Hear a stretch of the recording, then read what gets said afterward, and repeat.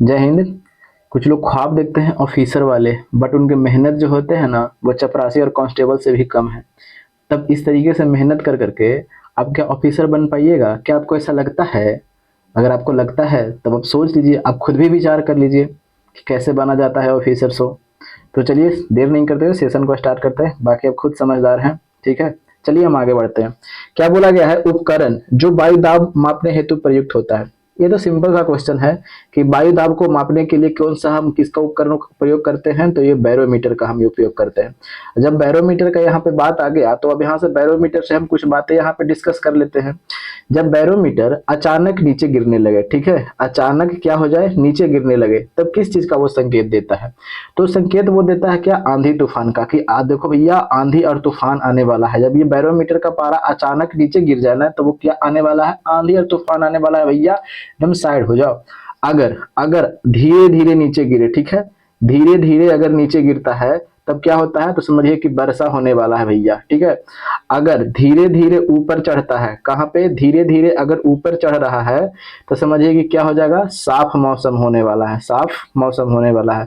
यहाँ तक तो हम तो इजीली था, आपको पता होगा, इसलिए हम बताते हैं कि ताकि आपको जो रिवीजन होगा ना वो फास्ट होते रहे। क्योंकि एक नंबर कहीं से भी कट जाएंगे ना तो उस टाइम पता है आपको क्या लगेगा? लगेगा कि अरे यार का करे, खुद को ठोक ले, का करे, समझ में नहीं आ रहा। इस तरह की उल जलूल की हरकतें एकदम सोचने को मिलेगा। तो इस तरीके से आप इस चीजों को पढ़ते हुए बढ़िएगा, ठीक है। वन ऐसे वन नंबर ये हुआ, ये आंसर, ये आगे बढ़ते हैं आगे बढ़ते हैं। ये घंटे में हमने 100 200 क्वेश्चन करवा दिया। अरे भैया तुम 1000 का नहीं कर लो? फायदा कितना कर रहा है तुम्हारे दिमाग में, घुस कितना रहा है? आजकल जो एग्जामिनर देख रहे हो ना कैसा बना रहा है, जो आप प्रीवियस क्वेश्चन देख करके चलो, रटने वाला काम तो पहले काम खत्म कर चुका है। समझ रहे हैं? तो उस तरीके से आप दूसरे के बातों में बहकावे में मत आइए, आप खुद उस चीज को रिव्यू कर करके देखिए कि क्या हमको फायदा हो रहा है या नहीं। हमसे मतलब रखिए, ठीक है, यानी अपने आप से। समझ गए? चलिए, तो इसका तो आंसर हो गया, बैरोमीटर का तो हमने निकाल दिया कि बैरोमीटर इसका हो गया। अब देखिएगा जो और ऑप्शन है जो उसको देख लेते हैं। ये हेक्टोमीटर की अगर बात करते हैं तो हेक्टोमीटर से क्या मापा जाता है? देखिएगा हेक्टोमीटर से आपको जो मापा जाता है ना, तो दूरी भी मापा जाता है या लंबाई भी मापा जाता है, ठीक है। ये दूरी भी मापा जाता है और ये लंबाई भी मापा जाता है। तो एक और होता है ओडोमीटर। ओडोमीटर से भी अब सुने हैं कि हमको क्या दूरी भी मापा जाता है? तो हाँ हाँ बिल्कुल, इससे भी दूरी मापा जाता है। तब वही कह रहे भैया, तब इसमें और इसमें फर्क क्या है? काहे कि दूर दूर को ये अब मशीन बना करके रख दिया बिना मतलब के। देखिएगा ये ओडोमीटर से है ना, तो ये वाहन अगर कोई दूरी तय किया है ना, वाहन की दूरी, तो ये वाहन की दूरी मापते हैं इससे। किससे? वाहन की दूरी मापते हैं किससे? ओडोमीटर से। अगर अगर किसी का हम भूमि भूमि मापना है, ठीक है, भूमि मापना है, भूमि मापना है, कोई जमीन वगैरह है उसका मापना है, समझिए कि रोड है उसका लंबाई मापना है, तो उसके लिए कौन सा उपकरण का प्रयोग करेंगे? हेक्टोमीटर का प्रयोग करेंगे। और ये थर्मामीटर की तो बात आपको पता ही है, ये है कि ये तापमान को मापता है, ठीक है, ये तापमान को मापता है। ये एनेमोमीटर की अगर बात करते हैं, ये वायु की चाल, ठीक है, वायु की चाल, एनीमोमीटर वायु की चाल को मापता है। यहाँ तक तो पूरी तरह से क्लियर है ना? समझ में आ गया? अब आगे बढ़ते हैं, अगले पे चलते हैं। तो इसे क्या करते हैं? इसे मिटा देते हैं। स्क्रीनशॉट लेना अगर चाहते हैं तब ले लीजिएगा, ठीक है। चलिए ले लीजिएगा। आगे बढ़ते हैं, अगले क्वेश्चन पर देखते हैं। इसे मिटा देते हैं। आगे क्या बोला गया है कि चुंबकीय क्षेत्र में रखे धारावाही चालक पर लगते हुए बल की दिशा मिलती है। अब देखिएगा ये चुंबकीय क्षेत्र वाले काफी रकम कंफ्यूज करते हैं, तो इसका कंफ्यूज बिल्कुल नहीं करना है हमें। इस तरीके से हम अच्छे तरीके से बताएंगे आपको। एक तरफ हमने क्या रखा, एक तरफ हम क्या रखते हैं? जनरेटर रखते हैं, ठीक है, जनरेटर रखते हैं। और एक तरफ हम लोग क्या रखते हैं? मोटर रखते हैं, ठीक है। अब देखिएगा दोनों में चीज में समझिएगा। आपको देखिए उल्टा, जैसे में क्या करती है ना, इस तरफ उस तरफ कर देते हैं, ठीक है। इस तरफ हम मोटर लिखते हैं और उस तरफ क्या करते हैं? जनरेटर कर देते हैं। इस तरफ हम लोग क्या करते हैं? तो मोटर करते हैं, ठीक है, मोटर करते हैं। और उस तरफ हम लोग क्या करते हैं? जनरेटर, जनरेटर करते हैं। अब चीजों को समझिएगा। देखिए मोटर जो होता है, ये मोटर भी जो जैसे में उसमें भी क्या होता है? चुंबक होता है। जनरेटर में भी चुंबक होता है, दोनों में चुंबक होता है। तो देखिएगा मोटर की अगर बात करते हैं, सिंपल से हमें यहाँ पे जल्दी निकलना है क्योंकि आपको ज्यादा भी टाइम दीजिएगा तो फिर आपको लगेगा कि यार क्या एक ही क्वेश्चन में सारा टाइम समय दे दोगे। देखिएगा अगर मोटर की बात करते हैं तो ये मोटर जो होता है ये फ्लेमिंग के बाएं हाथ के नियम पर काम करता है, ठीक है। और ये जनरेटर की बात करते हैं तो फ्लेमिंग के दाएं हाथ के नियम पर काम करता है, बाएं बाएं के नियम पर, ठीक है। और ये दाएं के नियम, दाएं हाथ के नियम पर ये काम करता है, ठीक है। देखिएगा अब बहुत लड़के कंफ्यूज करते हैं कि बाएं दाएं, यहाँ पे तो हमको समझ में आ रहा है बट बहुत ज्यादा कंफ्यूज करता है। कंफ्यूज बिल्कुल नहीं करना है, ठीक है। देखिएगा जनरेटर आप लोग चालू करते हैं तब बामा हाथ से चालू कर पाते हैं जी? अरे पूरा एकदम ऐसे करके खुट्टी गिराना पड़ता है, पूरा दो ऐसे तो घुमाना पड़ता है, ऐसे ऐसे ऐसे ऐसे घुमाना पड़ता है, उसके बाद गिराते हैं, समझ रहे हैं? यानी एकदम पूरा दाहिना हाथ लगाना पड़ता है, समझ रहे हैं? लेकिन अगर मोटर चालू करना रहता है तो जाते हैं चुप सुना एकदम बाएं हाथ से टिप देते हैं, अंगुलियों से टिप देते हैं तो मोटर चालू हो जाता है। तो यानी मोटर चालू करना आसान बात है, बाएं हाथ का खेल है कि नहीं। और जनरेटर चालू करने के लिए हमको ज्यादा ताकत की जरूरत पड़ती है, तो ज्यादा ताकत हम लोग में कौन में, दाहिना हाथ में। ऐसे तो है समान रूप से, लेकिन हम लोग ज्यादा इस्तेमाल किसका करते हैं, दाहिना हाथ का। तो इसका आंसर कौन सा हो जाएगा? तो समझ में आ गया कि मोटर जो होगा ये बाएं हाथ के नियम पर काम करेगा और ये जनरेटर जो होगा दाएं हाथ के नियम पर काम करेगा। यहाँ तक तो एकदम कंसेप्ट क्लियर चल रहा है ना? तो कहे कि हाँ बिल्कुल चल रहा है। मोटर जनरेटर में तो समझ में आ गया, ये बाएं हाथ के नियम पर, दाएं हाथ के नियम पर। अब देखिएगा अब फ्लेमिंग के बाएं हाथ के नियम की अगर हम बात करते हैं, चलिए समझ गया ना? ये वाला क्या है? ये अंगूठा है चलिए ये अंगूठा है। चलिए हमको उतना कलाकार नहीं है, समझ गए ना? एक मिनट, थोड़ा सा अच्छा कलाकारी करना भी पड़ेगा, तो नहीं तो फिर देखिएगा बता देते हैं यहाँ पे। देखिएगा अगर बाय द वे मान लीजिए कि ये अंगूठा है, ठीक है, और ये क्या है, ये क्या है, ये मेरा पास में ये क्या है, चलिए ये अंगुली है, ये वाला ये बायां हाथ है, बायां हाथ है लिखा हुआ है ना, बायां हाथ। और इस तरफ हमने क्या लिख दिया, दायां हाथ, ठीक है। ये हमने क्या लिख दिया, दायां हाथ, ठीक है। अब ये वाला है, चलिए अब समझ गए। तो ये अंगूठा हो गया मेरा, ये अंगूठा हो गया, और ये क्या हो गया, ये भी अंगूठा हो गया, ठीक है, अंगूठा। और ये आपको क्या हो गया, तर्जनी, ठीक है। तर्जनी जो उंगली होता ना है अंगूठा के बगल वाला, और ये आपको क्या हो गया, मध्यमा, ठीक है। बीच वाले अंगुली को बोलते हैं मध्यमा, ये बीच वाले अंगुली को क्या बोलते हैं, मध्यमा बोलते हैं। तो एग्जाम में देखिएगा यहाँ तो ये पूछ दिया है, लेकिन एग्जाम में आपको और भी तरीके से पूछ सकता है। तो सिंपल सी बात बताते हैं, जो बाएं हाथ की अगर बात करते हैं, फ्लेमिंग के बाएं हाथ के नियम में जो अंगूठा जो होता ना है, अंगूठा यहाँ पे लिख देते हैं, अंगूठा जो होता ना है ये बल को बताता है। किसको बताता है, ये बल को इंडिकेट करता है, ठीक है। अगर हम बात करते हैं ये मध्यमा, ये मध्यमा किसका बताता है, ये धारा को बताता है। क्या, धारा को। और तर्जनी जो है, ये तर्जनी चुंबकीय क्षेत्र को बताता है। किसको, तो चुंबकीय क्षेत्र को बताता है तर्जनी, ठीक है। तो ये हो गया एफ, ठीक है। अंगूठा क्या हो गया, एफ। फादर हो गया, जब मजबूत होता है, फादर मजबूत होते हैं ना जी घर में, तो कहे कि हाँ। और ये से क्या हो गया, ये अथी वाला अंगूठा के बगल वाला क्या हो गया, तो अंगूठा के बगल वाला हो गया तर्जनी। तो तर्जनी यानी मैग्नेटिक फील्ड हो गया, एम यानी मदर हो गए। फादर के बाद मम्मी ना आती है घर में मेन, तो कहेगी हाँ हाँ। और फिर उसके बाद में ये चाइल्ड हो गया, ठीक है। तो ये चाइल्ड मतलब कि हम लोग हो गए, फिर यानी बच्चा हो गया उनका। तो पहले फादर दम मजबूत, यानी अंगूठा है दम मजबूत है ना अंगुली में हम लोग का, एकदम बल ज्यादा लगता है, पापा लोग को भी बल ज्यादा लगाना पड़ता है, बहुत सारा काम करना पड़ता है। फिर उसके बाद में चुंबकीय क्षेत्र की अगर बात करते हैं, तो चुंबकीय क्षेत्र यानी मदर, ठीक है। और चाइल्ड हम लोग, यानी जो धारा की दिशा कौन बताता है, चाइल्ड। समझ में आ गया। अंगूठा किसको बता रहेगा, समझिए कि ये बल को बताएगा। ये तर्जनी जो है, ये तर्जनी किसको बताएगा, चुंबकीय क्षेत्र को, यानी मदर यहाँ पे है, ठीक है। अब ये मध्यमा जो है ये चाइल्ड को, चाइल्ड यानी धारा को बताएगा, करंट को बताएगा, ठीक है। तो समझ में आ गया कि बाएं हाथ के नियम, आंसर तो आपको मिल गया होगा। तो अब दाएं हाथ में आ जाते हैं। तो दाएं हाथ की अगर बात करते हैं, तो ये वाला आपको क्या हो गया, तो ये वाला आपको तर्जनी हो गया, ठीक है। ये वाला आपको तर्जनी हो गया, और ये अंगूठा हो गया। तो ये अंगूठा जो है ना, ये अंगूठा गति की दिशा को बताएगा। किसका, गति की दिशा को बताएगा, गति की दिशा को। ये वाले जो मध्यमा है ये प्रेरित धारा को बताएगा, ठीक है, प्रेरित धारा। क्योंकि देखिएगा प्रेरित धारा क्यों, जस्ट लाइक वही चीज, यही वाला तो आप समझ जाइए कि सिर्फ और सिर्फ इसमें क्या होगा, अंगूठा खाली चेंज होता है। आपको इस दायां वाला में क्या बताएगा, गति की दिशा, और इसमें क्या बता रहा था, बल बता रहा था। बस बाकी सबका सब यही सेम है। आई भी क्या है, तो चुंबकीय क्षेत्र है। ये यहाँ भी क्या है, तो चुंबकीय क्षेत्र है। बस इस चीज को आप ज्यादा एकदम लोड ये नहीं लेना है कि एकदम भारी है, बिल्कुल नहीं भारी है, ठीक है। तो अब तो समझ में आ गया कि बल की हमें पूछा गया है, चुंबकीय क्षेत्र में धारावाही चालक पर लगते हुए बल की दिशा मिलती है। तो बल की दिशा कहाँ मिल रही है, देखिए तो जी ये लड़का दम लिख दिया ना, बल, बल अंगूठा से मिल रहा है। तो कौन, फ्लेमिंग के यहाँ पे बाएं दिखाई पड़ रहा है, बाएं से, ये क्या है, दाएं है, ठीक है। तो बाएं से बल की दिशा मिल रही है, तो ऑप्शन नंबर कौन सा हो जाएगा, तो ऑप्शन नंबर फ्लेमिंग के दाएं है, ये दाएं है, दाएं नहीं होगा, फ्लेमिंग के बाएं हाथ के नियम, ऑप्शन नंबर 1 हो जाएगा। इस तरीके से आप अगर बनाइएगा ना, तो एग्जाम में और भी तरीके से पूछेगा कि अगर मध्यमा, मध्यमा किस चीज को बताता है, तो मध्यमा यहाँ पे देख रहे हैं कि धारा को बता रहा है। ये तर्जनी किसको, तो चुंबकीय क्षेत्र को बताता है। एग्जाम में और भी ओरिएंटेड आपको किसी किसी भी तरीके से आपको क्वेश्चन पूछ सकते हैं। तो अच्छे से पढ़िए। अगर यही वाला में अगर देख रहे हैं तो कितना क्या 20-25 क्वेश्चन नहीं बन गया ऑब्जेक्टिव में। अब यही वाला लेकिन ऑब्जेक्टिव लेकर के रटेगा, इसका क्षेत्र ये होता है, इसका क्षेत्र ये होता है, इसका क्षेत्र का इसे मेहनत कीजिएगा। अरे ऑफिसर की तरह मेहनत कीजिएगा तब ना। चलिए आगे बढ़ते हैं। आगे आगे क्या बोला गया है कि एक अवतल लेंस के सामने एक वस्तु रखी जाती है, ठीक है। अच्छा इसको मिटा दिया हमने, ठीक है, रहने देते हैं। कोई स्क्रीनशॉट लेना चाहते हैं तब ले लीजिए, अब ले लिए होंगे। अब आगे देखते हैं, अब इसे मिटा देते हैं। आगे आगे क्या बोला गया है इस क्वेश्चन पर देखते हैं कि एक अवतल लेंस के सामने एक वस्तु रखी जाती है। तो अवतल लेंस है तो अवतल लेंस को रख लेते हैं। पहले देखिएगा, जैसे में बहुत सारे लड़कन क्या होता है ना कंफ्यूज करते हैं अवतल लेंस में और उत्तल लेंस में, काफी ज्यादा अवतल लेंस और उत्तल लेंस में और फिर अवतल दर्पण उत्तल दर्पण में काफी ज्यादा कंफ्यूज करते हैं। तो कंफ्यूज बिल्कुल नहीं करना है, हम बताते हैं आपको।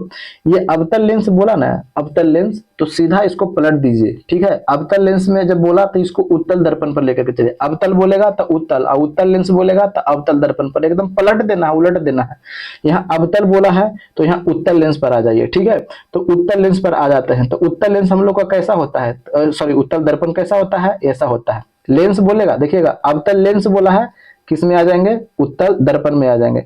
और यहाँ पे उत्तल लेंस बोलता तो किस में आ जाते, अवतल दर्पण में आ जाते। सीधा पलट देना, सब वही भी वही बनता है। अब देखिएगा वस्तु को अगर यहाँ हम रखते, बस यहाँ से चलाते हैं, फिर प्रकाश ऐसे मुड़ जाती है, ऐसे चलाते हैं तो ऐसे मुड़ जाती है, और ये फिर यहाँ पर क्या होता है, बनता है। यानी इस साइड में क्या होता है, बनता है, ठीक है। और यहाँ से बस प्रकाश ऐसे चलाते हैं, इस साइड में बनता है। यानी इसका जो बनता है प्रतिबिंब क्या बनेगा, पॉजिटिव बनेगा, ठीक है। और क्या बनता है, वस्तु से छोटा बनेगा कि बड़ा, कहिए कि वस्तु से छोटा बनता है। वस्तु से क्या बनता है, छोटा बनता है।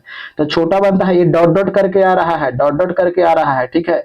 तो वास्तविक बनेगा या काल्पनिक, तो कहिए काल्पनिक बनेगा ना भैया, वास्तविक थोड़ा नहीं बनेगा। अगर डायरेक्टे कट जाता तब ना वास्तविक बनता है, तो डॉट डॉट करके बन रहा है, ठीक है। क्योंकि ये मेन प्रकाश तो ऐसा लौटिए गया, इधर दिया, ठीक है। तो समझ गए, छोटा बनेगा काल्पनिक बनेगा। और जब काल्पनिक बनवे करेगा तब का सीधे ना बनेगा, क्योंकि वास्तविक ही हमेशा उल्टा बनता है। तो काल्पनिक बनेगा तो हमेशा सीधा बनेगा। यस, यहाँ तो समझ में आ गया। ये किसका बात कर दिए, ये उत्तल दर्पण की, ठीक है। ये उत्तल दर्पण। और अभी हमने क्या बोला कि इसी का जस्ट उलट दीजिए, कौन सा, तो ये अवतल लेंस में, ठीक है, अवतल लेंस। बस अब सब काम खत्म, कुछ नहीं करना है इसको। उत्तल दर्पण बोला, अवतल लेंस पहुंच जाइए। अगर यहाँ पे बोलता अवतल दर्पण तो उत्तल लेंस यहाँ पे पहुंच जाते, समझ गए। चलिए अब क्या बोला गया, लेंस के सामने एक वस्तु रखी जाती है, निर्मित प्रतिबिंब। तो प्रतिबिंब कैसा होगा, तो अभी हमने उत्तल दर्पण का बताया, क्या बोला कि इसको पलट दीजिए तो अवतल लेंस हो जाएगा। अवतल लेंस यहाँ पे है ना, अब अवतल लेंस में भी सब यही वाला काम करेगा, ऐसा ही इसका प्रतिबिंब बनेगा। वस्तु से छोटा बनेगा, काल्पनिक बनेगा, सीधा बनेगा, ठीक है। चलिए तो देखिएगा क्या बनेगा, सीधा बनेगा। सीधा तो बोलेगा, हाँ सीधा हो रहा है, बिल्कुल सही है। आगे देखते हैं, उल्टा बनेगा। काल्पनिक जब बन रहा है तो काल्पनिक में हमेशा सीधा बनता है, इसको लपेट दीजिए, एकदम बेदर्दी से काटिए। वास्तविक होगा, वास्तविक होगा तो हमेशा उल्टा होगा, यहाँ तो सीधा बन रहा है, इसको भी बेदर्दी से काटिए। सीधा या उल्टा हो सकता है, सीधा भी हो सकता है या उल्टा, हमेशा क्या होता है, सीधा होता है। ऑप्शन नंबर आपके सामने क्या हो जाएंगे, ए हो जाएंगे। तो इस तरीके से चीजों को जब आप पढ़िएगा नहीं तो आपके भेजा में हमेशा घुसते चलेगा, ठीक है। अब वरना तो फिर तो है, ये है, लोग रटे वाले माहिर है, ये हैं। जिस तरीके से एग्जाम में पढ़ते हैं, एग्जाम में उस तरह से पूछे नहीं जाते और कहते हैं कि यार क्वेश्चन नहीं लड़ रहा। कैसे लड़ेगा भाई, अब क्वेश्चन को पहले प्रीवियस क्वेश्चन देखते नहीं है कि हाँ क्वेश्चन का लेवल कहाँ तक पहुंच रहा है, नहीं पहुंच रहा है, तो कैसे होगा काम, ठीक है। आगे देखते हैं, अगले पे चलते हैं। आगे क्या बोला गया है कि F बराबर R/2। तो चलिए अभी हम बता लें, एक हमने बना लिया क्या, उत्तल दर्पण बना लिया, ठीक है। और एक हमने क्या बना लिया, ये अवतल दर्पण बना लिया, और एक हमने क्या बना लिया, एक उत्तल दर्पण बना लिया, ठीक है। अब देखिए इसका जो P होगा, ये होगा F होगा, और ये क्या होगा, R होगा, ठीक है। ये होगा पोल होगा, और ये होगा F होगा, और ये कर्वेचर होगा, R होगा, ठीक है। क्योंकि इधर गोलीय इधर ही बनेगा ना, इसका गोलीय इस तरफ में जाएगा, ठीक है। चलिए बोला क्या गया है कि सिर्फ उत्तल दर्पण के लिए, अवतल दर्पण के लिए नहीं, दोनों के लिए है। यहाँ पे लिख लेते हैं, ये अवतल, ठीक है, ये अवतल दर्पण ये है। अब वहां पे क्या है, ये उत्तल दर्पण है, ठीक है, ये उत्तल दर्पण है। तो दोनों के लिए ना है जी, क्योंकि ये जो होता है इसको बोलते हैं आर, सॉरी यहाँ से यहाँ तक क्या बोलते हैं, आर बोलते हैं। और यहाँ से यहाँ तक को ये एफ बोलते हैं, यानी फोकस दूरी बोलते हैं। और इसको यहाँ से यहाँ तक के दूरी को पी से सी के बीच को यानी पोल से लेकर के कर्वेचर तक के बीच की दूरी को क्या बोलते हैं? त्रिज्या बोलते हैं। अरे भैया ये गोला है, गोला के यहाँ से खींच देता है तो त्रिज्या कहलाता है ना, तो वही वाला चीज वह है, और पूरा खींच देते हैं तो वो डायमीटर कहलाता है। तो यही वाला तो चीज यहाँ बता रहा है, ठीक है। तो ये क्या होता है, एफ बराबर आर बाई टू हमेशा होता है। एफ बराबर क्या होता है, एफ बराबर क्या होता है, आर बाई टू होता है। एफ बराबर क्या होता है, आर बाई टू होता है, आर बराबर एफ बाई टू, ठीक है। अब देखिएगा, यानी कहने का मतलब क्या होता है, यहाँ का अगर देखिएगा, यानी ये वाला जो है, ये वाला, ये वाला, ये एफ वाला, एफ, ये एफ क्या होता है, ये एफ जो है ये त्रिज्या के क्या होता है, आधा होता है, यही होना था। अरे एफ बराबर आर बाई टू जब आप पढ़ रहे हैं तो यानी त्रिज्या का क्या होता है, आधा होता है। यानी त्रिज्या अगर 4 है तो फोकस दूरी कितना हो जाएगा, तो 2 हो जाएगा। बस यही तो चीज तो बता रहा है। तो सिर्फ अवतल दर्पण के लिए, उत्तल दर्पण के लिए नहीं, अवतल दर्पण के लिए, उत्तल दर्पण के, दोनों के लिए ना हो रहा है ना, ये भी गलत, ठीक है, ये भी गलत था। अवतल दर्पण तथा उत्तल दर्पण दोनों के लिए ऑप्शन नंबर सी सही है, ठीक है। आगे बढ़ते हैं, अगले पे चलते हैं। तो अगला क्वेश्चन क्या बोला गया है, अगले क्वेश्चन पर बढ़ते हैं, ठीक है। आगे क्या बोला गया है, अगले पे देखिएगा, जब ध्वनि तरंगे चलती है तो ये अपने साथ क्या लेकर के चलती है। देखिएगा ध्वनि कैसे उत्पन्न होता है, जब किसी चीज में कंपन उत्पन्न होता है, ठीक है, कंपन। और जो कंपन के कारण क्या होता है कि जो ध्वनि होती है उस कंपन को एक जगह से लेकर के दूसरे जगह लेने के जाने का क्या करती है, काम करती है। तो ये ले जाने का काम कौन करेगी, तो वो ऊर्जा काम करेगी। ध्वनि जब भी उत्पन्न होगी तो कंपन के कारण ही उत्पन्न होगी, बिना कंपन के उत्पन्न नहीं हो सकता है। आप कुछ भी कोशिश कर लीजिए, ध्वनि जब भी उत्पन्न होगी तो कंपन से उत्पन्न होगी। अब कंपन कब उत्पन्न होगा, जब किसी न किसी चीज से कोई चीज न कोई चीज टकराएगा तब उत्पन्न हो सकता है कंपन, ठीक है। तो अब उसको ले, कंपन को ले जाने का काम कौन करेगा, तो कंपन को ले जाने का काम कौन करेगा, तो वहां से आपको लेके जाने का काम करेगा वो ऊर्जा, ठीक है, एनर्जी, ठीक है। तो ऑप्शन नंबर क्या हो जाएगा, तो 3 हो जाएगा, ठीक है। अगर वही ध्वनि की बात करते हैं तो ध्वनि कौन सा तरंग है, तो ध्वनि जो है आपकी बात करते हैं तो ये ध्वनि अनुदैर्घ्य तरंग है। कौन सा तरंग है, तो ये अनुदैर्घ्य तरंग ध्वनि आपको देखने का मिलेगा। अगर बात करते हैं ये प्रकाश, तो ये प्रकाश कौन सा तरंग है, तो प्रकाश जो है ये अनुप्रस्थ तरंग है। क्या, अनुप्रस्थ तरंग है, अनुप्रस्थ तरंग है, ठीक है। चलिए, यानी ये कौन सा है, लॉन्गिट्यूडिनल वेव है, ठीक है। और ये जो है ये ट्रांसवर्स वेव है, ठीक है। चलिए आगे क्या बोला गया है कि रॉकेट डॉट डॉट डॉट के सिद्धांत पर काम करता है। आसान सा क्वेश्चन है, तो आपको पता होगा कि संवेग संरक्षण के सिद्धांत पर यह काम करता है। ये सिंपल सा क्वेश्चन है, ठीक है। अगर बात करते हैं एवोगाड्रो का, तो एवोगाड्रो का मान कितना होता है, तो एवोगाड्रो का मान होता है 6.022 इंटू 10⁻23 अणु होता है, यानी 1 मोल में इतना अणु होता है। तो इसको भी आप याद में रखिएगा कि कभी कभी एग्जाम में कि इसका मान भी पूछ दिया जा सकता है कि 1 मोल बराबर कितना अणु होते हैं, तो 6.22 गुने 10⁻23 अणु होते हैं, ठीक है। बर्नौली प्रमेय की अगर हम बात करते हैं तो बर्नौली प्रमेय आपको याद आ रहा है कि चाल जो होता है ये दाब के क्या होता है, उल्टा होता है, ठीक है। अगर दाब बढ़ेगा तो चाल क्या हो जाएगा, घटेगा। अगर चाल बढ़ेगा, इस तरफ देखिएगा, दाब जो होता है ये किसके उल्टा होता है, तो चाल का। अगर चाल को बढ़ाएंगे तो दाब क्या हो जाएगा, घट जाएगा। याद आ रहा है, वो बोला प्लेटफॉर्म के किनारे खड़े रहते हैं, ठीक है, एकदम निहारते रहते हैं और ट्रेन अचानक पार होती है, एकदम उसी की तरफ में आप घिंचाते चल जाते हैं, समझ रहे हैं ना। तो क्यों, चाल बढ़ा तो दाब क्या हो गया, चाल बढ़ा तो दाब क्या हो गया, घट गया, क्योंकि एक दूसरे के ये उल्टा है। तो चाल बढ़ाएंगे तो दाब क्या हो जाएगा, घट जाएगा। तब घट जाएगा तो आप घिसाला चल जाइएगा, समझ में आ गया। अब देखिएगा, ऊर्जा संरक्षण की अगर बात करते हैं तो ऊर्जा क्या होती है, ना तो उत्पन्न किया जा सकता है और ना ही क्या हो सकता है, नष्ट किया जा सकता है। ये कभी भी, ये केवल एक रूप से और दूसरे रूप में क्या किया जा सकता है, केवल स्थानांतरित किया जा सकता है, ठीक है। तो चलिए आगे बढ़ते हैं, अगले पे चलते हैं।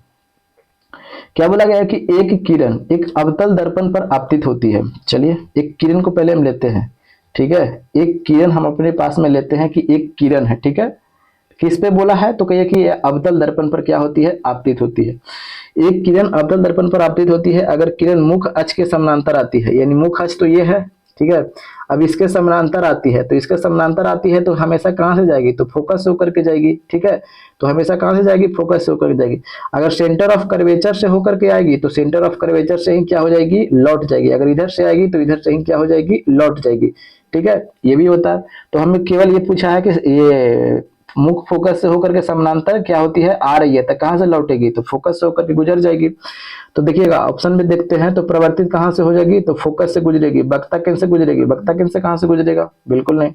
वक्ता केंद्र से अगर वक्ता केंद्र से आता तब वक्ता केंद्र से गुजरता, तो ऑप्शन नंबर केवल एक हो जाएगा। ठीक है, आगे देखते हैं।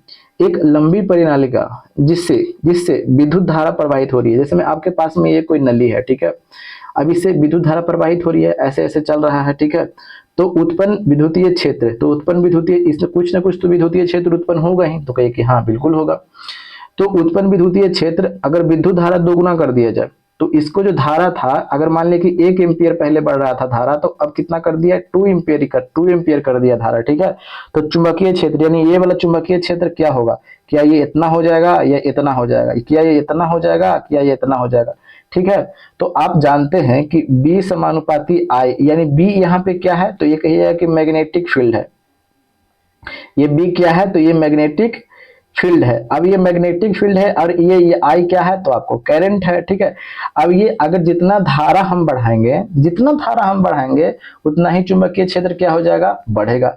तो धारा कितना गुना बढ़ाया, तो 2 गुना बढ़ाया, तो चुंबकीय क्षेत्र कितना हो जाएगा, तो 2, क्योंकि दूसरे के समानुपाती है, तो समानुपाती है, तो अगर 2 बढ़ाया तो 2 गुना होगा। अगर यही कर देता 8 गुना, तो ये भी 8 गुना चुंबकीय क्षेत्र इसका हो जाता, भेजा में घुस रहा है। तो इसका आंसर कौन सा हो जाएगा, ऑप्शन नंबर 2 हो जाएगा। ठीक है, आगे बढ़ते हैं। और देखिए अभी क्या है ना कि आपको सिर्फ और सिर्फ पढ़ाई करना है, बाबू के खाने खिलाने में व्यस्त नहीं रह जाना है कि बाबू खाना खा लो, रूसाफुली कर रहे हैं, आधा टाइम मनाने में ही आधा टाइम आपको उनको मनाने में ही खत्म हो जा रहा है, तब कैसे चलेगा काम। ठीक है, उनको ही बोलिए कि थोड़ा बाद में रूसा कीजिएगा, अभी एग्जाम है, समझ गए। चलिए आगे देखते हैं, अगले पे चलते हैं। क्या बोला गया है कि एक बोला गया है कि 2 वृत्ताकार कुंडलियां जिनकी त्रिज्या r है, ठीक है, क्रमशः I, ठीक है, और ये 2I धारा प्रवाहित होती है। दोनों कुंडलियों के केंद्र पर चुंबकीय क्षेत्र की तुलना निम्न में से किससे होगी। चलिए पहले तो 2 क्या लिया, वृत्ताकार कुंडली लेते हैं। ठीक है, ये 2 वृत्ताकार हमने पास में कुंडली ले लिया। अब क्या बोला है कि त्रिज्या कितना है, r है। ठीक है, एक त्रिज्या ये r है, ए है जी, ए है। ये त्रिज्या क्या है, तो ये है। ठीक है, क्रमशः I धारा कितना बह रहा है, I, अधिक्रम में कितना धारा बह रहा है, तो कहिए कि 2I बह रहा है। ठीक है, तो इन कुंडलियों के केंद्र पर चुंबकीय क्षेत्र की तुलना, आप देखिएगा सिंपल तो बात है। अब इतना तो आप चुंबकीय प्रेरण तो जानते ही हैं, सॉरी, देखिएगा इतना तो आप जानते हैं कि अगर किसी चालक से हम धारा प्रवाहित करते हैं तो उसके चारों तरफ क्या पैदा हो जाता है, तो कहिए कि चुंबकीय क्षेत्र पैदा हो जाता है। जानते हैं नहीं, किसी भी चालक से अगर हम धारा प्रवाहित करते हैं तो उसके चारों ओर चुंबकीय क्षेत्र उत्पन्न हो जाता है। और अभी ये वाला नियम देखवे किए कि जितना ज्यादा धारा बहाएंगे ना उतना ज्यादा उसका चुंबकीय क्षेत्र बहेगा। अरे भैया, तो यहाँ धारा आप बढ़ा रहे हैं, अलग कलम लेते, यहाँ धारा आप दे रहे हैं I और यहाँ धारा आप दे रहे हैं 2I, तो आप खुद ही बताइए कि यहाँ पे चुंबकीय क्षेत्र ज्यादा होगा कि यहाँ पे चुंबकीय, इसको मान लेते हैं 1 है, इसको मान लेते हैं 2। अब खुद ये वाला तो नियम देखिए ना जी, यहाँ पे जो आप लिख रहे हैं हम, B समानुपाती I, मैग्नेटिक फील्ड और ये करंट, दोनों एक दूसरे के समानुपाती होते हैं। यहाँ धारा दे रहे हैं 2I, यहाँ धारा दे रहे हैं I, तब खुद ही बताइए कि चुंबकीय क्षेत्र कहाँ ज्यादा होगा, तो कहिएगा कि ये दूसरा पर चुंबकीय क्षेत्र आपको ज्यादा देखने को मिलेगा और ये वाला पर आपको कम देखने को मिलेगा। ठीक है, समझ में आ गया। चलिए अब आंसर पर चलते हैं। इसको पहला नाम दिया है, इसको दूसरा। पहली कुंडली के केंद्र पर चुंबकीय क्षेत्र दूसरी कुंडली से दुगना, दूसरी कुंडली से दुगना नहीं, दूसरी कुंडली से आधा, ऑप्शन 1 खत्म। दूसरी कुंडली के केंद्र पर चुंबकीय क्षेत्र प्रथम कुंडली से दुगना, हाँ प्रथम कुंडली से दुगना, समझ में आ गया, तो ऑप्शन नंबर 2 हो जाएगा।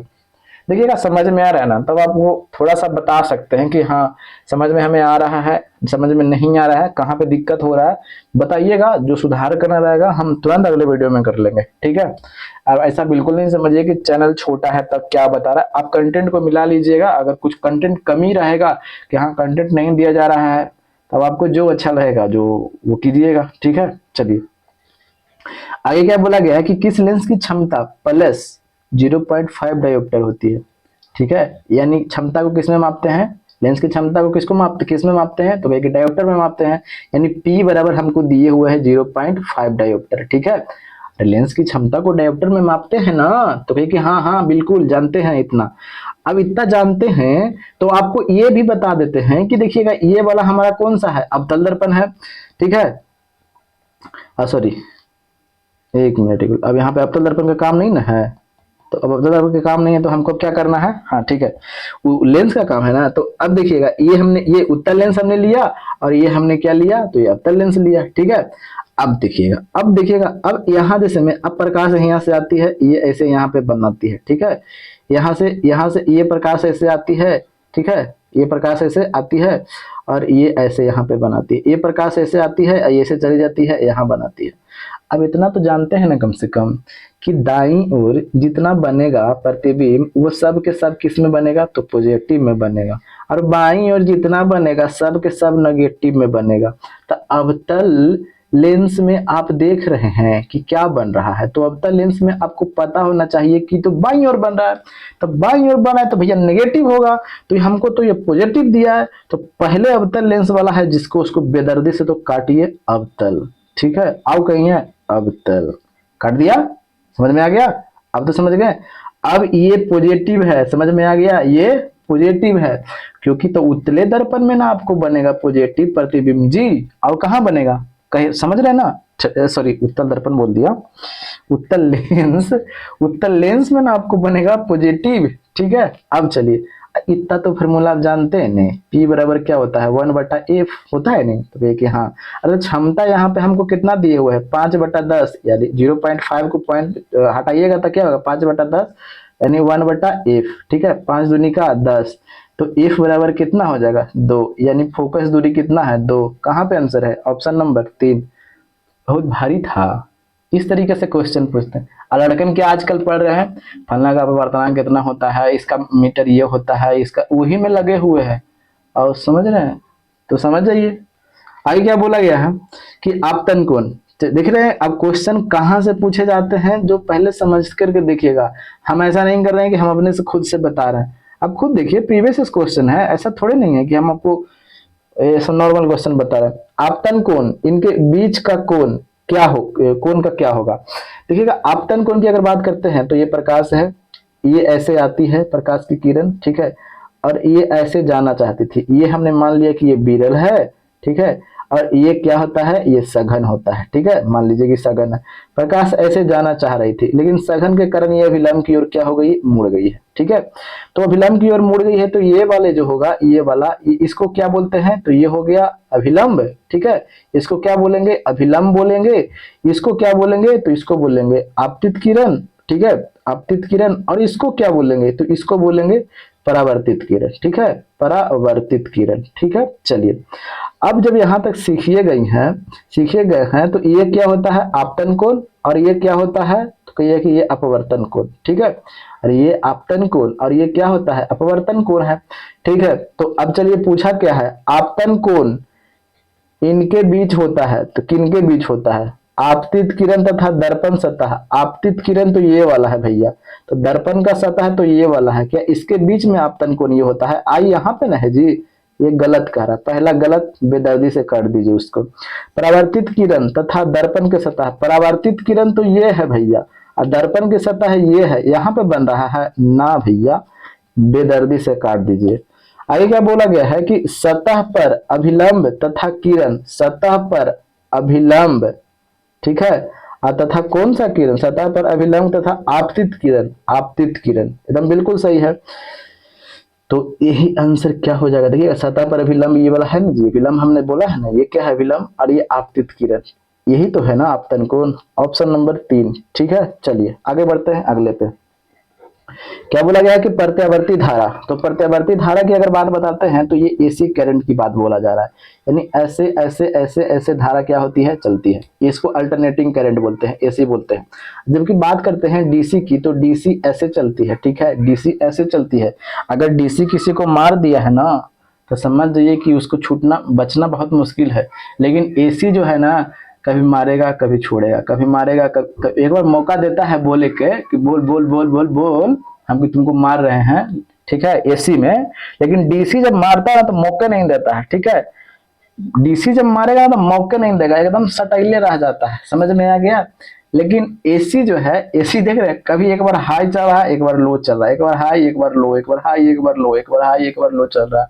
ठीक है, तो अगर हम बात करते हैं तो इसका जो जो ग्राफ जो होता है ये वाला, ये ग्राफ कभी कभी हो सकता है एग्जाम में आपको पूछ दिया जाए, तो इसका ग्राफ जो होता है इस साइन वेव होता है। ठीक है, इसका साइन वेव क्या होता है, तो इसका आपको ग्राफ देखने को मिलेगा। ठीक है, अगर हम बात करते हैं कि हमारे भारत देश में एसी करंट की सप्लाई, जैसे हम लोग घर घर में हम लोग को एसी करंट आ रहा है, तो एक यहाँ बिल्कुल आ रहा है, तो 220 वोल्ट पर हम लोग पर आता है। और आवृत्ति की अगर बात करते हैं तो 50 हर्ट्ज आवृत्ति। आवृत्ति कहने का मतलब कि एक सेकंड में कितना बार वो घूम जा रहा है, ठीक है, उसको बोलते हैं आवृत्ति। समझ में आ गया। चलिए, कितना वोल्ट, 220 वोल्ट रहता है और 50 हर्ट्ज आवृत्ति हम लोग के पास में रहता है। समझ में आ गया। चलिए तो आगे क्या बोला गया है कि विद्युत धारा का मान नियत रहता है। नियत है जी, तो देख रहे हैं बढ़ रहा, ऊपर जा रहा है, नीचे आ रहा है। ठीक है, गलत। सिर्फ धारा की दिशा बदलती है, गलत। धारा की दिशा सिर्फ नहीं बदलती है, और भी कुछ बदलता है। धारा की दिशा और धारा का मान दोनों बदलते हैं। आगे भी देखते हैं, धारा की दिशा और धारा का मान दोनों समान रहते हैं। समान कहां से रहेगा, दोनों के दोनों क्या होते हैं, बदलते हैं। दोनों के दोनों क्या होते हैं, कभी ऊपर जा रहा है, कभी नीचे जा रहा है, कभी ऊपर जा रहा है, और दो देख रहे हैं कि दिशा भी क्या होते जा रहा है, बदलते जा रहा है। इसका आंसर हो जाएगा ऑप्शन नंबर 3। ठीक है, आगे देखिए, आगे क्या बोला गया है कि विभिन्न रंगों के समूह को कहते हैं। तो विभिन्न रंगों के समूह को क्या कहते हैं, वो तो वर्णपट याद नहीं आ रहा है, यानी स्पेक्ट्रम जिसको बोलते हैं। अरे ये वाला याद पढ़े हैं नहीं, ये वाला, यहाँ से ऐसे प्रकाश जाती है, अब फिर ऐसे आती है थोड़ा सा, और यहाँ से आपको 7 रंगों में विभक्त होती है। वो कौन कौन, V, I, B, G, Y, O, R. ऊपर जाने पर क्या होता है, तो कहिए कि तरंगदैर्ध्य का मान क्या होता है, बढ़ता है, और नीचे आने पर तरंगदैर्ध्य का मान क्या होता है, घटता है। ये वाला चीज भाई याद है ना, इसीलिए लाल रंग का तरंगदैर्ध्य सबसे ज्यादा और बैगनी रंग का तरंगदैर्ध्य सबसे कम होता है। ठीक है, ये चीज तो कई बार हमने बता दिया है। ठीक है, तो इसको क्या बोलते हैं, स्पेक्ट्रम बोलते हैं, यानी वर्णपट बोलते हैं। ठीक है, आंसर हो जाएगा ऑप्शन नंबर 1 हो जाएगा। जहां पे टाइम देने के लिए रहेगा वहां पे हम खुद देंगे। अब देखिएगा अगला क्वेश्चन क्या बोला गया है, तो इस अगला क्वेश्चन पर हम चलते हैं कि दिए गए ग्राफ से त्वरण का मान ज्ञात कीजिए। त्वरण का मान ज्ञात कीजिए। तो चलिए त्वरण का मान करके, यहाँ पे दिया हुआ क्या है, तो यहाँ पे विस्थापन है, यहाँ पे समय है। तो ये किसका मान रखे, देखिए में क्या, ये किसका ग्राफ है, तो ये देखिएगा विस्थापन और समय में दिया हुआ है, तो ये वेग का ग्राफ है। ठीक है, क्योंकि वेग बराबर क्या होता है, तो कहिए कि विस्थापन और बटा में क्या होता है, तो समय होता है। तो ये ग्राफ किसका दिया गया है भैया, तो ये तो ग्राफ दिया गया है, वेग का ग्राफ दिया हुआ है।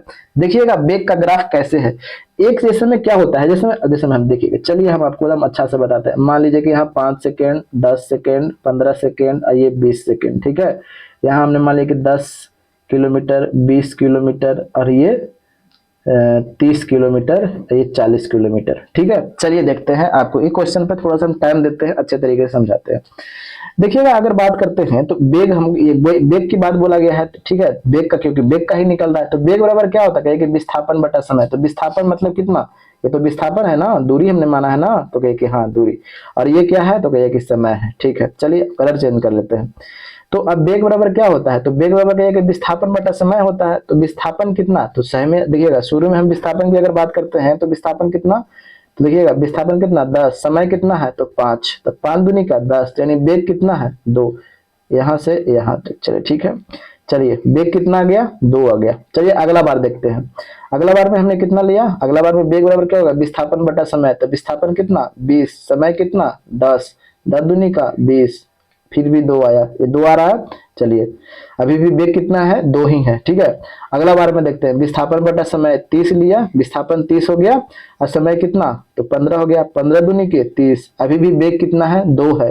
अगला बार चलते हैं, अगला बार कितना 40 लिया विस्थापन, और समय कितना 2। अगर आप देख रहे हैं हर बार विस्थापन, सॉरी, हर बार आपको वेग क्या हो रहा है, हर बार वेग आपको क्या हो रहा है, 2 ही है। यानी वेग जो है, यानी कहने का मतलब है कि एकदम आप 40 के स्पीड से हैं, तो 40 के स्पीड से 5वां मिनट में भी आप 40 के स्पीड था, 10वां मिनट में भी आपको देखे कि 40 के स्पीड से आप चल रहे हैं, और आपको 15वां मिनट में भी देखा कि 40 के स्पीड से चल रहे हैं, और 20वां मिनट में भी देखा कि भैया आप तो 40 के स्पीड से चल रहे हैं। समझ में आ रहा है। तो इसका कहने का मतलब क्या हो गया कि वेग जो है एक समान है। समझ में आ गया ना, वेग क्या है, अभी तो हमने समझाया कि वेग क्या है, एक समान है, क्योंकि सभी जगह हमने वेग को देखा, तो सभी जगह मेरा वेग कितना आया, 2 2 2 2, कहीं बढ़ा नहीं घटा। बेग मेरा एक समान है कि नहीं, तो कहे कि हाँ बेग तो एक समान है। एक समान बेग कहने का मतलब कौन चीज, कि अगर हम यहाँ पे ये 5 मिनट पर की बात करते हैं, ये 5वां मिनट में हम अगर 80 के स्पीड से चला रहे थे, तो 10वां मिनट में भी हम 80 के स्पीड से चला रहे हैं, और 15वां मिनट हो गया तब पर भी हम 80 के स्पीड से चला रहे हैं, 20वां मिनट हो गया तब पर भी हम 80 के स्पीड से चला रहे हैं। समझ में आ रहा है, ये बात को कह रहा है। सॉरी। तो अब देखिएगा, अब हमें पूछा है त्वरण, तो यानी वेग तो क्या हो गया, तो वेग तो कहिए कि एक समान हो गया, वेग क्या हो गया हमारा, एक समान हो गया, यानी वेग हमारा एक समान है। 40 के स्पीड यानी 20 के स्पीड से अगर हम चल रहे हैं, तो 20 के स्पीड से चल रहे हैं, ना हमारा घट रहा है वेग और ना ही वेग हमारा बढ़ रहा है। ठीक है, अब हमें पूछा है त्वरण। त्वरण क्या होता है, त्वरण होता है कि वेग में परिवर्तन, वेग में परिवर्तन की दर को क्या कहते हैं, यानी समय को क्या कहते हैं, तो वेग में परिवर्तन की दर को हम लोग बोलते हैं क्या, त्वरण बोलते हैं। तो इतना तो आप लोग जानते हैं नहीं कि यहाँ पर तो वेग एक समान हमारा है, यहाँ बोलता है कि वेग में परिवर्तन। त्वरण क्या बोलता है जी, त्वरण बोलता है कि वेग में परिवर्तन, यहाँ पे वेग तो एक समान है। वेग में परिवर्तन कहने का मतलब, या तो हम अगर 20 से मेरा 10 भी हो जाता तो त्वरण हो जाता, त्वरण चाहे तो मंदन हो या जैसा हो, त्वरण उत्पन्न हो जाता। ये हो सकता है 30 भी हो जाता, 21 भी हो जाता तो त्वरण हो जाता। लेकिन हर एक जगह कितना है, 20 से लेकर चल रहे हैं, क्योंकि हर एक जगह आपने छोड़ी ना, दुई लेकर चल रहे, हर एक जगह दुई है, हर एक जगह दुई है, हर एक जगह दुई है, हर एक जगह दो है, हर एक जगह। तो इसका कहने का मतलब त्वरण उत्पन्न हो रहा है कहीं भी, त्वरण तो एकदम शून्य है ना। त्वरण का कहने, त्वरण नहीं समझ में आ रहा है, समझाते हैं अभी। त्वरण कहने का अर्थ होता है एक्सीलेटर। गाड़ी चलाते हैं तो लहरिया कट मारने के लिए देखते हैं ना, जैसे मैं दो चार होके आप देख लेते हैं तो पूरा एकदम लहरिया कट मार करके एकदम एक्सीलेटर दे करके आगे बढ़ जाते हैं कस करके। पता है इसमें लोग मूर्ख आदमी करता है, अरे भैया देखला के बाद में एक्सीलेटर दे करके काला आगे बढ़ते हैं। हमको तो समझ में नहीं आता, वो लड़कियां देखेगी तो आपको एकदम चपाटे कहवे करेगी कि एकदम बुड़बक लड़का है का।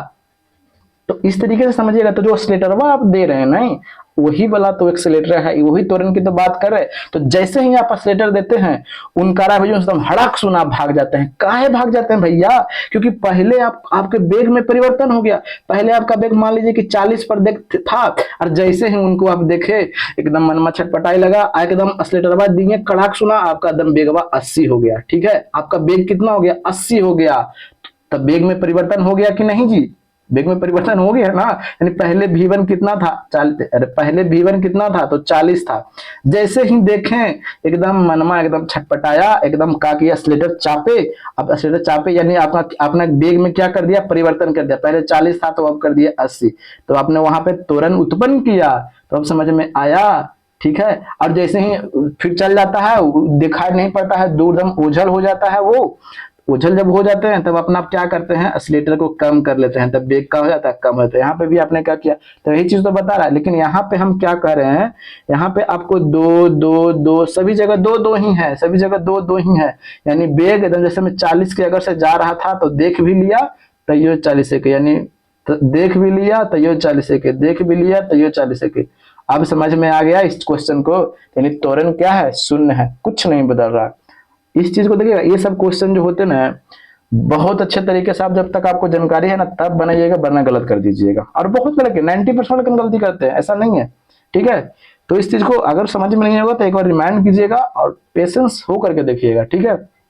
चलिए आगे देखते हैं, अगले पे आगे क्या बोला गया है कि यदि, ठीक है, तो इसे मिटा दे। ये तो खाना समझाने के लिए बनाया था ना, बाकी तो समझदार है ये है। चलिए तो ये वाला रहने देते हैं। चलिए अब देखते हैं आगे की बात किया गया है। अश्व अश्व यदि एकाएक चलना, घोड़ा अश्व यदि एकाएक चलना प्रारंभ कर दे तो अश्वारोही पीछे की तरफ गिरने लगता है। अरे भैया ट्रेनवा वाला हाल है, तो वही वाला किसके कारण, जड़त्व के कारण। तो ट्रेनवा अगर चल देता है तो ट्रेनवा, अरे यहाँ ट्रेन की जगह पे क्या कर दिया, घोड़ा कर दिया। तो ट्रेनवा की जगह पे क्या कर देगा, ट्रेनवा घूलता है तब आप लोग क्या होता है, एकदम हचाक सुना, ऐसे क्या होते हैं, गिरते हैं नहीं।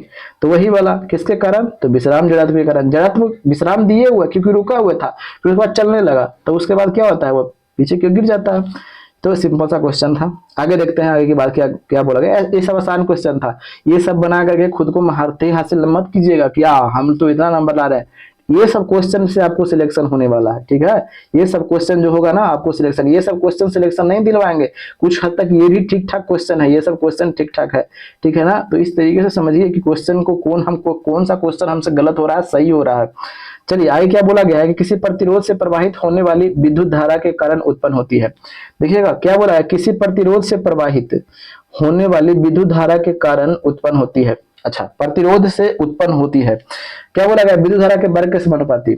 अच्छा, इस चीज को देखिएगा, अगर हम बात करते हैं जूल का नियम, आप देख जानते हैं जूल का नियम। जूल का नियम पता है क्या कहता है कि H बराबर आई स्क्वायर आर टी। अगर किसी चालक से हम विद्युत धारा प्रवाहित करते हैं, ठीक है, तो उसके उष्मा का मान, जो धारा जो बह रहा है उसके वर्ग के क्या होता है, समानुपाती, तथा उसके समय और जो रेजिस्टेंस के गुणनफल के समानुपाती होता है। ये कहता है कौन, तो ये कहता है जूल, जूल का नियम। यानी उष्मा का जो हीट जो है, यानी हीट जो बात किया जा रहा है, ये किसके समानुपाती, तो ये आई स्क्वायर धारा के समानुपाती। और किसके समानुपाती होता है, तो ये आर के समानुपाती होता है। और किसके समानुपाती, तो ये टी के समानुपाती होता है। यही वाला बतिया यहाँ पे बोल दिया है, ठीक है। क्या बोला गया, विद्युत धारा के वर्ग के समानुपाती, विद्युत धारा के वर्ग के समानुपाती है, क्रम चेंज करते हैं, विद्युत धारा के वर्ग के समानुपाती है, तो कहिए कि हाँ। यहाँ पे देखिए ना, तो ये कि हाँ है। तो आगे देखते हैं, विद्युत धारा के वर्ग के व्युत्क्रमानुपाती नहीं है, इसको काटिए। विद्युत धारा के व्युत्क्रमानुपाती कहाँ जी, समानुपाती है ना, काट दीजिए। समय के व्युत्क्रमानुपाती कहाँ है, ऑप्शन नंबर 1 आपको सही है। आगे बढ़ते हैं, क्या बोला गया है कि प्रकाश की एक, ठीक है, प्रकाश की एक किरण एक माध्यम जिसका अपवर्तनांक म्यू1 है। जैसे में मान लीजिए कि आपका एक माध्यम है म्यू1, ठीक है, और एक माध्यम आपका क्या है बोला गया है, चलकर दूसरे माध्यम म्यू2 में जाता है। जैसे में आपका एक ये माध्यम था और दूसरा माध्यम में आप आ गए, कौन माध्यम में, म्यू2 में आ गए, ठीक है। तो क्या बोला गया है कि प्रवेश करती है तो आपतन कोण आई, ठीक है। चलिए ये वाला हमने लिया, चलिए ऐसे किया ऐसे किया, अब समझ में आ गया। ये आपतन कोण आई, ये पहला माध्यम हो गया, इसको माध्यम का हम नाम दे देते हैं क्या, म्यू1। ये वाला माध्यम का नाम दे दिया म्यू1, ये वाला का मान दे दिया म्यू2, ठीक है। अब समझ गए। चलिए, तो आप अपवर्तन कोण आर है, तो ये वाला अपवर्तन कोण आर लिया। तो स्नेल का नियम आपको पता है, तो स्नेल का नियम क्या कहता है, स्नेल का नियम कहता है कि साइन आई बटा साइन आर, और जो अपवर्तनांक जो होंगे ना, इसका अपवर्तनांक जो होगा, इसका अपवर्तनांक, ये पहले माध्यम का अपवर्तनांक कितना था, म्यू1 था, और ये दूसरे माध्यम का अपवर्तनांक कितना है, म्यू2 था। तो इसका जो अपवर्तनांक होगा ना, एक दूसरे के उलट जाता है। तो अपवर्तनांक जैसे में इसका, जैसे में साइन आई का अपवर्तनांक कितना है, तो कहिए कि म्यू1 है, और साइन और ये आर का अपवर्तनांक कितना है, म्यू2 है, अरे है ना जी। तो इसको उल्टा हो जाता है, तो साइन आई का कितना हो जाएगा, तो म्यू2 हो जाएगा, और ये साइन आर का कितना हो जाएगा, तो कहिए कि म्यू1 हो जाएगा। अब म्यू2 बटा म्यू1 कहाँ पे है, देखिएगा तो म्यू2 बटा म्यू1 ऑप्शन नंबर 4 पे, ठीक है। चलिए आगे क्या बोला गया है, अगले क्वेश्चन पे बढ़ते हैं। अगला क्वेश्चन क्या बोला गया है कि दो द्रव्यमानों के बीच गुरुत्वाकर्षण बल का मान, दो द्रव्यमान हमने पास में लिया, मान लिया कि ये को m1 है, ठीक है, और एक तो ये m2 है, ठीक है, और नाम दे दिया है जी 5 kg है और ये 10 kg है, ठीक है। तो इसका क्या पूछा है जी, बल का मान, ठीक है। तो अच्छा, तो ऑप्शन के हिसाब से देखते हैं, तो जी वाला दिया है। अच्छा, तो ये वाला अच्छा, ये वाला फार्मूला आप जानते हैं, तो F बराबर जी m1 इंटू m2 बटा आर स्क्वायर, तो कहिए कि हाँ बिल्कुल जानते हैं। तो ये जी तो सर कांस्टेंट होता है, जो आपको पता ही है। तो ये जी तो हमेशा कांस्टेंट होता है। तो अब जी की अगर बात करते हैं, तो जी तो यहाँ पे सब कुछ जगह दिया है, रखा है, इसको जी का मान नहीं दिया है। अगर जी का मान बोला तो हम पुट कर देते हैं, लेकिन नहीं, सबका ऑप्शन में जी दिया हुआ है। तो इसको ऐसे करिए, तो एफ बराबर क्या हो जाएगा, तो m1 का मान कितना है, तो 5, m2 का मान कितना है 10, और आर दिया हुआ है ना जी, आर कितना है 10 के स्क्वायर ना होगा ना, आर स्क्वायर है ना, तो 10 गुना 10 कट गया, 5 दूनी का 10, तो एफ बराबर क्या, इधर जी बचा हुआ है ना, जी तो छोड़ दिया ना, तो एफ बराबर क्या हो जाएगा, तो जी बटा 2, ऑप्शन नंबर क्या हो जाएगा, 1 हो जाएगा। बस आगे बढ़ते हैं। आगे क्या बोला गया है, तो देखिएगा, स्क्रीन शॉट लेना चाहते हैं तो ले लीजिएगा। चलिए आगे देखते हैं, ले लिए होंगे इतना देर में। आगे क्या बोला गया है, अगला क्वेश्चन पे देखते हैं 279। चलिए, तो 279 क्या बोला गया क्वेश्चन में कि कोई स्थिर बल है, मेरे पास में कोई स्थिर बल है, ठीक है, कोई स्थिर बल किसी वस्तु पर 100 सेकेंड, टाइम बराबर कितना है। चलिए इसको मिटा देते हैं ताकि आपको फिर प्रॉब्लम क्रिएट ना हो। चलिए अगर हम बात करते हैं यहाँ पे, देखिएगा, कोई स्थिर बल किसी वस्तु पर 100 सेकंड, टी बराबर कितना मेरे पास में है, तो कहिए कि 100 सेकंड है, के लिए काम करता है, जो कि वेग का मान 18 किलोमीटर पर सेकंड है, यानी u1 का मान कितना है, 18 किलोमीटर पर सेकंड। ठीक है, तो किलोमीटर जो यहाँ सेकंड में दिया हुआ है तो इसको आप मीटर में बदल दीजिए, तो 18 किलोमीटर को मीटर में बदल जाएगी 5/18 से, तो कितना हो जाएगा, 5 मीटर प्रति सेकंड। आगे की बात करते हैं, ये कितना हो गया, ये v2 हमने रख लिया। ठीक है, इसको V1 हमने रखा और इसको V2 मैंने मान लिया। ठीक है, और V2 कितना हो गया, तो 36 किलोमीटर हो गया, तो किलोमीटर को मीटर में बदल देते हैं, तो 5/18 से, तो 18 दूनी के 36 यानी 10 मीटर प्रति सेकंड हो गया। तो पूछा गया है बल की मान। अब देखिएगा इस क्वेश्चन में बल बराबर हम लोग क्या जानते हैं, F बराबर m है, तो इस क्वेश्चन में पता है आपको m छूटा गया है। ठीक है, तो m बराबर यहाँ 5 kg है। ठीक है, अब याद रखिएगा, याद रखना नहीं है, 5 kg दिया हुआ है, तो F बराबर अब a की मान यानी त्वरण हमको निकालना है, तो a बराबर क्या जानते हैं, v माइनस यू बटा टी, जानते हैं, नहीं तो कहे कि हाँ जानते हैं, तो v कितना है जी, तो 10 है, और u कितना है जी, ये v माइनस यू, इसको पहला बेग हमने मान लिया, इसको ये V2 दूसरा बेग है, दूसरा में से पहला घटा दीजिएगा, जैसे भी आपको मानने के लिए कुछ भी मान लीजिए ना, तो 10 में से कितना घटेगा जी, तो ये 5 घटेगा, अब बटा कितना हो जाएगा, तो 2 घटेगा, तो नहीं a बराबर कितना हो गया, 5/2 हो गया, तो कहिए कि हाँ। तो अब m कितना है 5, अगुने a का मान कितना है 5/2। ठीक है, समझ गए, तो इसको आप काट दीजिए। ठीक है, तो जब इसको आप काट, 1 मिनट, कहीं मिस्टेक हो रहा है का, a बराबर v माइनस यू बटा टी, तो टी, ओहो हाँ मिस्टेक हो रहा, टी को हम यहाँ पे लेंगे तो ना, टी का हम 2 सेकंड कैसे ले लिए हैं, यही तो मिस्टेक कर रहे हैं। ये टी देखिएगा, a बराबर v माइनस यू बटा था, 10 माइनस 5, यहाँ पे हम टी 2 कहाँ से ले लिए थे, 100 है ना, तो 100 हो जाएगा। ठीक है, तो अब देखिएगा 5 बटा कितना हो जाएगा भैया, तो 5/100, तो 5 दूनी के 10 यानी 1/20 ना हो जाएगा मेरे पास में, ये कितना हो गया, 1/20 हो गया। ठीक है, अब देखिएगा, अब यहाँ पे हम मान को पुट करते हैं। ठीक है, तो m कितना है, तो कहिए कि 5, यहाँ पे लिख दिया है, तो a कितना हो जाएगा, तो 1/20, तो 4×5 20, 5 चौक 20, तो यानी 1 कितना 4, तो 1/4 तो आप भागा दीजिएगा, तो भागा देकर देखिए, यानी 0.4 दूनी के 8, ये 2 4×5 20, यानी 0.25। ठीक है, 0 पॉइंट कितना हो जाएगा, तो 25 ऑप्शन नंबर आपको क्या, 4 देखिएगा, अरे 1 में 4 से भाग दीजिए ना, 0.0, 4 दूनी के 8, 2 फिर 0, 4×5 20। ठीक है, तो 0 पॉइंट देखिएगा, जब शक होने लगे ना तो सब ट्रिक काम खत्म कर जाता है, एकदम सीधा बेसिक पे हम लोग आ जाते हैं। ठीक है, तो ऐसा होता है एग्जाम में भी, ऐसा ही होता है, क्योंकि प्रेशर इतना रहता है ना कि हर एक जो ट्रिक आप सीखे हुए रहते हैं ना, एकदम यहाँ पे बनाते हैं ना, ई वाला से ऐसे कर दिया, इसको जोड़ दिया, उसको कर दिया, वहां पे सब हाथ में आ जाता है। ठीक है, तो समझ के चलिएगा, इसलिए प्रैक्टिस खोजता है आपको हाथ में। तो इसका आंसर क्या हो जाएगा, ऑप्शन नंबर 4 हो जाएगा। आगे क्या बोला गया है कि जब 2 समानांतर तारों को एक दिशा में विद्युत प्रवाहित हो, जैसे में 2 इस समानांतर है, एक दिशा में प्रवाहित, इधर भी जा रहा है, इधर भी जा रहा है। ठीक है, ठीक है, तो क्या होगा एक दूसरे को, आप देखिएगा, जैसे मैं गांव देहात में आप लोग देखे होंगे, गांव देहात में क्या है, शहर में देखे होंगे कि जब ट्रांसफार्मर से लाइन निकलता ना है, तो 3 गो फेस निकलता है, तो तीनों में फट्टी बांधा हुआ रहता है, काहे बांधा हुआ रहता है, अरे भैया इसलिए ना बांध देता है कि सटे नहीं। ठीक है ना, तो आप समझ रहे हैं ना कि एक ही दिशा में अगर धारा प्रवाहित हो रही है, ट्रांसफार्मर से एक ही दिशा में ना धारा जा रहा है जी, हम लोग के पास में जब आ रहा था, तो एक ही दिशा में जब धारा प्रवाहित होती है तो एक दूसरे में क्या होता है, अट्रैक्शन, अट्रैक्शन। ठीक है, ATTRACTION, अट्रैक्शन होता है। अगर विपरीत दिशा में जाए तो रिपल्सन होता है। ठीक है, तो इस चीज को समझिएगा, देखिएगा बेसिक चीज से क्वेश्चन आपको उठा करके पूछ दिए जाते हैं। तो एक दूसरे को आकर्षित करते हैं, दोनों तारों को एक दिशा में एक दूसरे के जगह, तो अट्रैक्शन ऑप्शन नंबर क्या हो जाएगा, 1 हो जाएगा। आगे क्या बोला गया है कि लोहे की तीली भरी हुई एक, जैसे में अब इस क्वेश्चन को पहले समझिएगा, इस क्वेश्चन को पता है, स्क्रीनशॉट ले लिए होंगे। चलिए, इस क्वेश्चन पर मैंने काफी ज्यादा समय दिया। ठीक है, जैसे में इसके बारे में की बात करते हैं, काफी बुक भी वगैरह भी देखा, सर्च वगैरह भी किया, तो इस क्वेश्चन के लिए हम तह तक तो पहुंचे जहां पर हमको आंसर 2 जवाब मिलता है। ठीक है, लेकिन हम आपको समझाते हैं, आपको जो इच्छा करेगा वो कर लीजिएगा।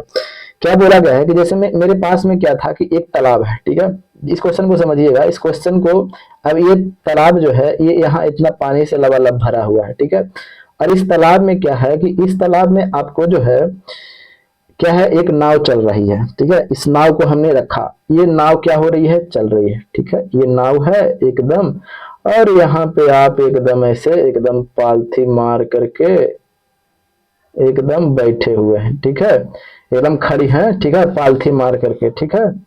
चलिए, ठीक है। अब देखिएगा बात यहाँ पे है, इस पर लोहे की कील बहुत सारे हैं, बहुत सारे लोहे की कील है, ठीक है, बहुत सारे लोहे की कील है, ठीक है, ठीक है। अब ये क्या हो रही है कि अब इसको क्या किया जाता है कि इस लोहे की कील को पहले आर्किमिडीज को सिद्धांत को हम समझाते हैं। आर्किमिडीज का सिद्धांत क्या कहता है, आर्किमिडीज का सिद्धांत कहता ना है कि देखिएगा, अब जैसे मैं मान लिया कि मेरे पास में ये बर्तन है, ये पानी है, अगर किसी भी वस्तु को अगर हम पानी में डुबा रहे हैं, आंशिक या तो पूर्णतः, आंशिक कहने का मतलब थोड़ा सा या पूरा, जब हम डुबाते हैं तो अंदर से जल से एक बल काम करता है, उस बल का नाम क्या है, तो कहिए कि उत्प्लावन बल। ये उत्प्लावन बल पता है कितना काम कम करता है कि ये वस्तु जो है, ये वस्तु ये पानी को कितना विस्थापित करेगा, जितना विस्थापित ये करेगा उतना ही क्या होगा, ये बल लगाएगा नीचे से। जो पानी भी नीचे से क्या होती है, इसमें हम लोग पानी भरते हैं कुआं से तो ऊपर खींचते हैं तो बड़ा आसान लगता है, काहे आसान लगता है भैया, अरे नीचे से भी एक धक्का देने वाला है, ठीक है ना, पनिये समझिए कि पनिये धक्का दे रहा है, तो पनिया जो धक्का दे रहा है ना, वो पनिया का नाम है उत्प्लावन बल, ठीक है, उत्प्लावन बल। तो अगर उत्प्लावन बल अधिक रहेगा किसी भी चीज में, अगर उत्प्लावन बल अधिक रहेगा तो समझिए कि हम लोग तैरेंगे, अगर उत्प्लावन बल कम रहेगा तो तैरेंगे ना भैया, हम लोग डूब जाएंगे, ठीक है, समझ में आ गया, बस यही चीज को तो समझना था यहाँ पे।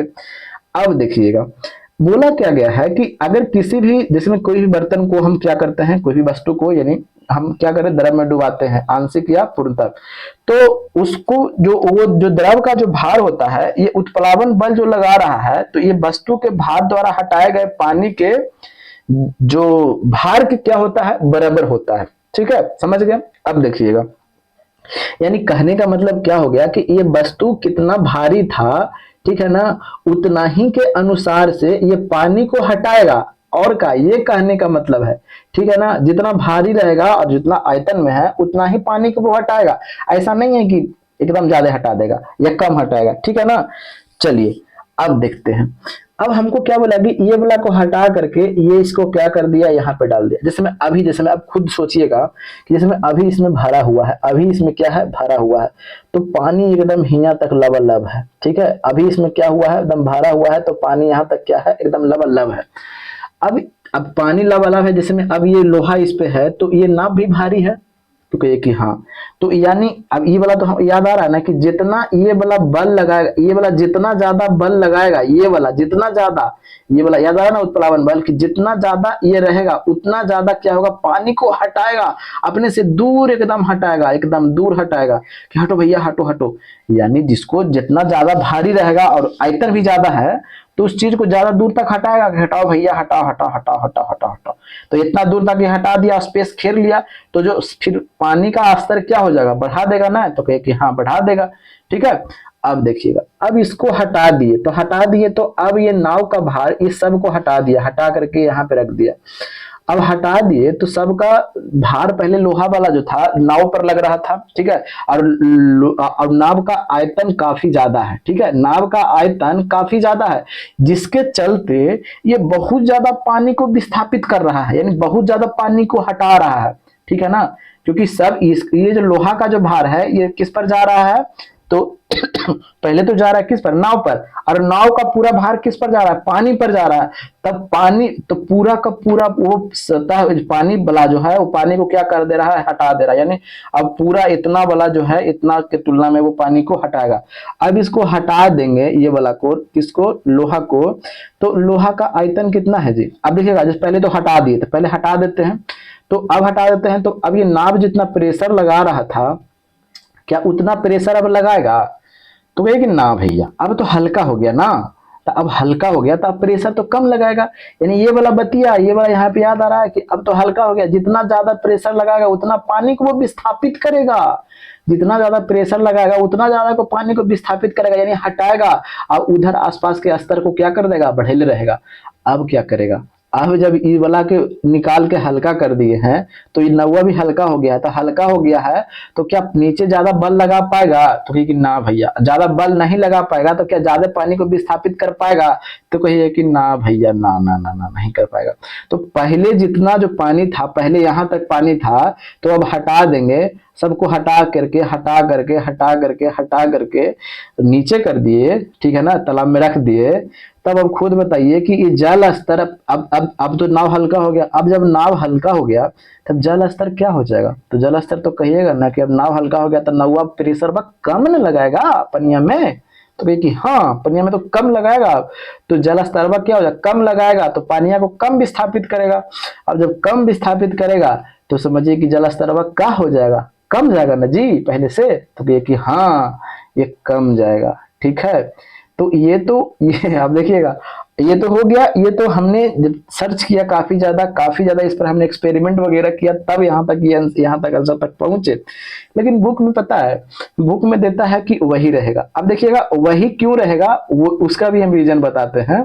ठीक है, इसीलिए देता है कि जैसे मैं ये वाला जो हम लोहवा को निकाल करके इसमें जो डाल रहे ना है, तो ये नौवा पर जितना जो आयतन था, क्योंकि लोहवा जो था नौवा पर, तो वो नौवा वाला पूरा भार लगा रहा था पानी पर।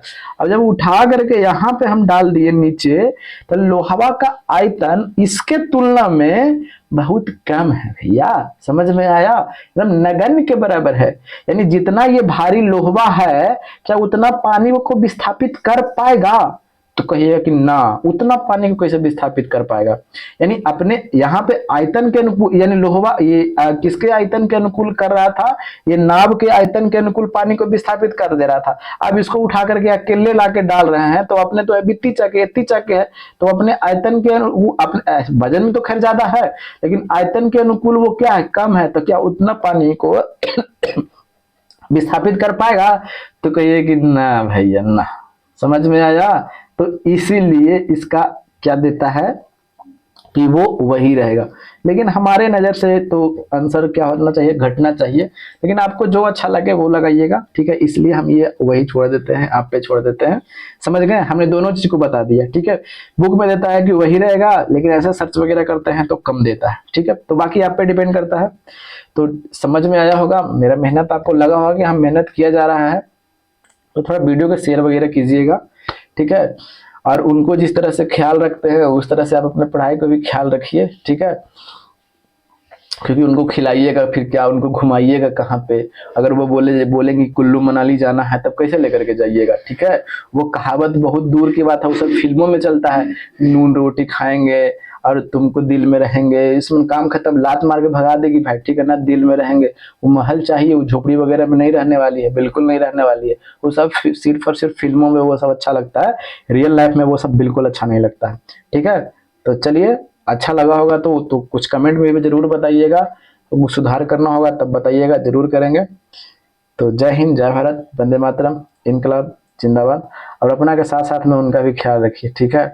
और ज्यादा टाइम आप खुद को पढ़ाई पर दीजिए, ठीक है। उनको कह दीजिए कि थोड़ा कम रुसा कीजिए, ठीक है। चलिए, जय हिंद, जय भारत, वंदे मातरम। थोड़ा शेयर वगैरह भी कर दिया कीजिए।